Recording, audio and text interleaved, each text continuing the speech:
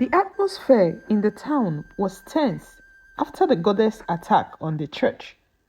David, though young, had taken charge, rallying the prayer warriors and his parents to embark on a 21-day prayer and fasting program to break the covenant with the river goddess once and for all. Every evening, the church was filled with the sound of fervent prayers and worship as David led the church with a strength that bailed his age.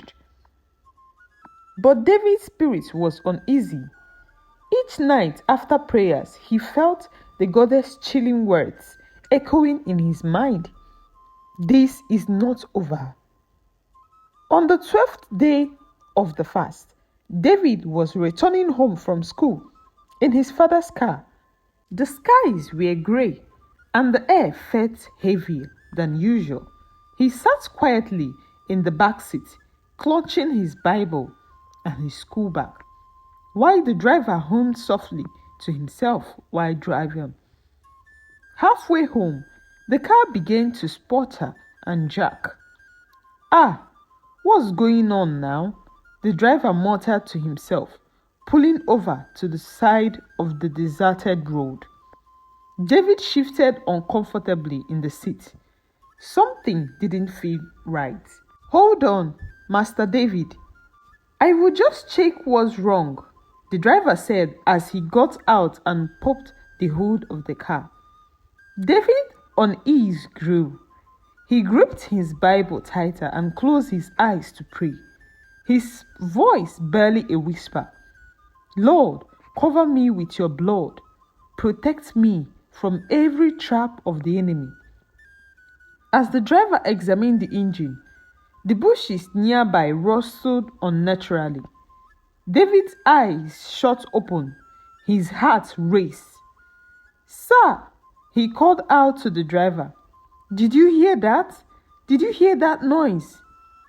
But before the driver could respond, 3 men in dark clothes and masks emerged from the bush, moving swiftly towards the car.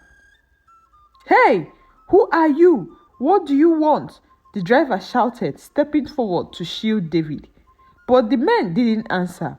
One of them struck the driver on the head with the butt of a gun, and he crumpled to the ground. "Come here, boy," one of the men growled, opening the car door. David tried to resist, kicking and shouting, "Jesus, help me!" But the men were too strong. They dragged him out of the car and into the dense bush, muffling his cries with a piece of cloth. The men carried David deep into the forest, far from the road. When they reached a clearing, they threw him to the ground and tied his hands and feet with thick ropes. David looked around, his heart pounded. The place was eerie, with dark trees towering overhead and strange symbols carved into the ground. A small shrine stood in the center of the clearing, its surface covered with strange objects, bones, candles, and bowl filled with musty liquid. "Why are you doing this, and who are you?" David demanded, his voice steady despite his fear. One of the men laughed harshly. "You think you are untouchable, little prophet. The river goddess says you have defied her." Another man added, "Tonight, we will offer you as a sacrifice. She will be pleased, and you will be gone for good." David's heart sank, but he refused to show fear. "You can try," he said boldly, "but my God is greater than any goddess. You won't win," he said to them. Meanwhile, hours after the adoption, David's driver regained consciousness on the side of the road, his head throbbing from the blow he had received. Dazed and panicked, he looked around and realized the car was still there, but David was gone. "Oh my God, what have I done?" he cried out, guilt washing over him. He quickly got back into the car and speed to Pastor Kenneth's house, trembling as he explained the ordeal to David's parents. Pastor Kenneth froze, his face pale with fear. His wife let out a heart-wrenching cry, clutching her chest, as if the weight of the news might crush her. "Who would do this to our son?" she sobbed. Without hesitation, Pastor Kenneth grabbed his car keys. "We are going to the police," he said firmly. After filing a report at the police station and receiving nothing but promises of delayed action, the family knew what to do next. They drove straight to the church, where Pastor Kenneth called the prayer warriors and other members of the Mountain of Miracle to join them to intercede for David. By midnight, the church was alive with fervent prayers. The members prayed with an intensity born of desperation, calling on God to protect and deliver David from his captors. "Lord, wherever he is, send your angels to guard him out of danger, please," Pastor Kenneth prayed, his voice breaking. Hours passed and night fell. The men lit fire around the shrine, chanting in low voices. David silently prayed, asking God for deliverance. Suddenly, one of the men, a younger and nervous-looking one, approached David. His hands trembled as he loosened David's gauge slightly.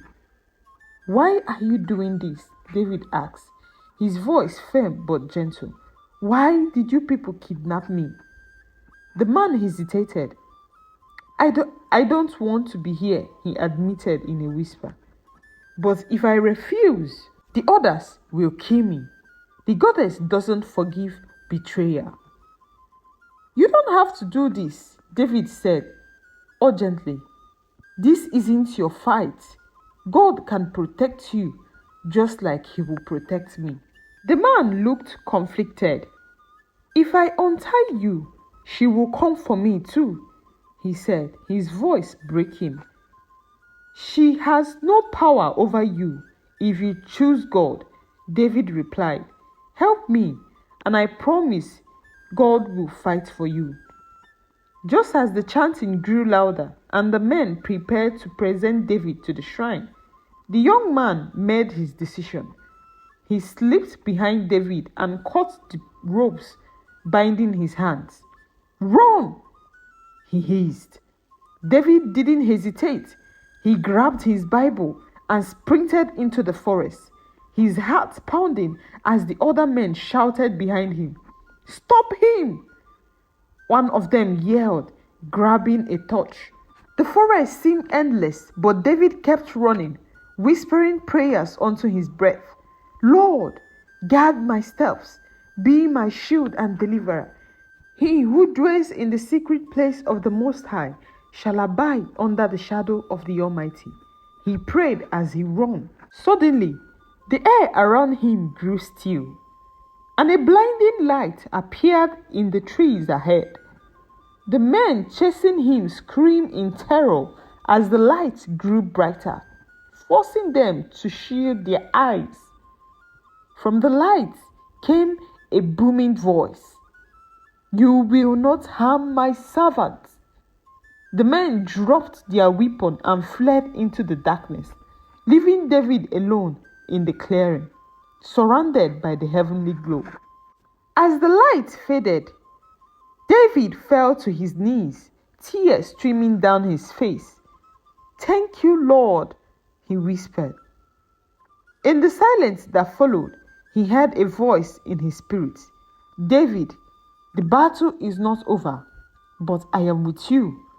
Return to the church and prepare. The time has come to break every chain." David rose to his feet, his fear replaced by an unshakable determination. The river goddess had thrown her worst at him, but his faith had prevailed. It was time to end her reign of terror once and for all. Meanwhile, after escaping the forest, David wandered through the dense trees for hours, guided only by moonlight. The sound of the forest, whole rustling leaves, and distant whispers made his skin crawl, but he pressed on, clutching his little Bible tightly. He whispered prayer as he walked. Though I walk through the valley of the shadow of death, I will fear no evil. Finally, as dawn began to break, David stumbled onto a clear path. His heart soared when he saw the main road just ahead. Exhausted but relieved, he ran towards the main road. As he reached the road, a car slowed to a stop beside him. The driver, a middle-aged man with kind eyes, rolled down his window. "Hey, young man, what are you doing out here all alone? This isn't a safe place, especially at this time of the day." David hesitated for a moment, then decided to tell the truth. "Sir, I was kidnapped, but I escaped. I have been walking all night. Please, I need help." The man's eyes widened as he listened to David's story. Then recognition dawned on his face. "Wait, are you David, the boy preacher from the Mountain of Miracle Church?" David nodded slowly. The man let out a soft laugh of amazement. "What a mighty God we serve! I am a member of that church. I have seen you preach. Come on, son, come on, get into the car. Let me take you back to where you belong." The man drove David back to the church, where prayers were still raging inside. As they approached, David could hear the voices of his parents and the congregation calling out to God. "Thank you, Jesus," David whispered as tears filled his eyes. The car came to a stop outside the church, and David stepped out. The man followed behind him as they entered the sanctuary. "David!" his mother screamed, her voice filled with joy and relief. She ran to him, throwing her arms around him as she wept uncontrollably. Pastor Kenneth joined her, pulling David into his embrace. The congregation erupted in praise, some crying, others clapping, and many falling to their knees in thanksgiving. "You are safe, my boy," Pastor Kenneth said, his voice trembling. "God has delivered you." As the congregation calmed, David stood before them, his voice steady but emotional. "The enemy thought he could take me, but God had other plans. Even in the darkest moments, I felt his presence guiding me. I escaped because of your prayers and his mercy." The man who had rescued David also spoke. "I was on my way to another town for business when I saw this boy. I almost drove past him. But someone told me to stop. I had no idea it was David, but God clearly had other plans." The church erupted again in praise and worship, tears flowing freely as they celebrated God's faithfulness. As the prayers ended and the church began to quit, David pulled his parents aside. "The goddess isn't done with us," he said, his tone grave. "She will come again, and we need to be ready." Pastor Kenneth placed a hand on his son's shoulder. "We will fight this battle together, son. This battle isn't just ours, it is the Lord's battle." David nodded his head, his eyes filled with a resolve far beyond his years. The enemy had tried to silence him, but his faith was now stronger than ever. The atmosphere at the church was electric with fervent prayers. David led the congregation with tears streaming down his face, his voice trembling with resolute. His father, Pastor Kenneth, was on his knees, joining the prayer warriors as they cried out to God for his mercies and deliverance. But while their spiritual battle raged on in the church, something equally life-altering was unfolding at home. David's mother sat alone in their living room, surrounded by her son's childhood clothes and pictures.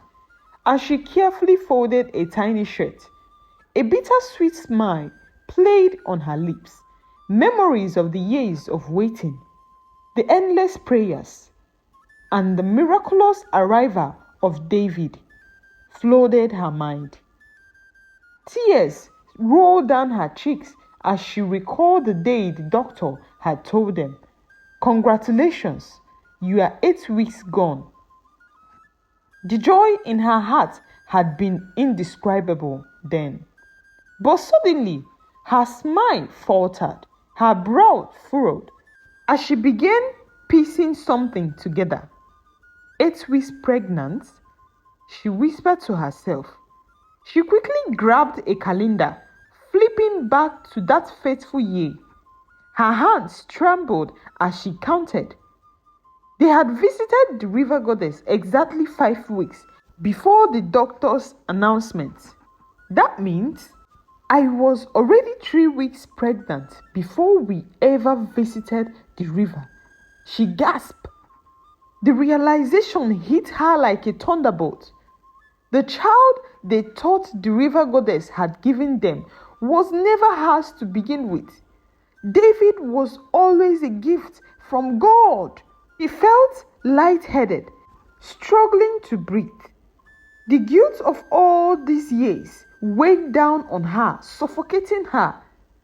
How had she never realized this? Why had she allowed her fear and desperation to blind her to God's faithfulness? Without a second thought, she grabbed her car keys. She had to tell her family and the church what she had just discovered. As she drove towards the church, her mind was a whirlwind of thoughts. The guilt, the joy, the revelation. It was all too much to process. "God, I am so sorry," she whispered, tears streaming down her face. "We didn't trust you and we made a terrible mistake. But please, let this truth set David free," she prayed as she drove. Her grip on the steering wheel tightened as she replayed the memory of the river goddess mocking them, claiming credit for a miracle that was never hers. But her frantic thought distracted her. She didn't see the truck barreling towards the intersection. The collision was sudden and violent. Her car spun off the road, crashing into a lamppost. Back at the church, David was still praying when his father's phone buzzed. Pastor Kenneth hesitated for a moment, not wanting to break the flow of the prayers, but something told him to check. His heart sank as he answered the call. The words hit him like a punch to his gut. "Your wife has been in a car accident. She is at St. Mary's Hospital," the caller said. "David, we need to go now," Pastor Kenneth said as his voice was shaking. The prayer warriors paused, sensing something was wrong, as father and son rushed out of the church. At the hospital, Pastor Kenneth and David found her on a stretcher, being prepared for surgery. Her face was pale, her body battered, but her eyes lit up when she saw them. "Kenneth," she whispered, her voice very weak. "I am here," he said, kneeling beside her and gripping her hand. "I am here, my love. You are going to be okay." But she shook her head, urgency in her eyes. "Listen to me. I need to tell you something before it is too late." "Don't say that," Kenneth pleaded, his voice breaking. "You will pull through this, please. Don't say that." But she tightened her grip on his hand. David was not hers, she said, her voice coming out in gasp. I was already pregnant before we went to the river. God gave us David, not the goddess. Kenneth froze, his mind reeling. What? What are you saying? She nodded weakly, tears glistening in her eyes. I counted the weeks. David is God's miracle to us. We were deceived by the goddess. Before she could say more, the doctor moved in. We need to take her now, one of them said. Kenneth kissed her forehead, his heart breaking. I love you, he whispered as they wheeled her into the surgery room. Kenneth turned to David, his face pale and his voice trembling. Your mother, she said, you were never the goddess' child. She said you are always belong to God. David's eyes widened, and for a moment he was speechless. Then a wave of relief and joy washed over him. I knew it, he said, his voice filled with emotion and happiness. I knew God wouldn't abandon me. I knew it from the beginning. When they returned to the church and shared the revelation to the prayer warriors, they erupted into shouts of praise. The enemy's hold is broken, one elder declared. David stood before his heart swelling with gratitude. Lord, he prayed aloud, thank you for revealing the truth. Thank you for never letting me go. Thank you for those who call upon your name shall never be put to shame. The revelation that David was not the child of the river goddess empowered the church to intensify their prayers. The entire prayer warriors joined David and his family in fasting and intercession, determined to break every lingering stronghold.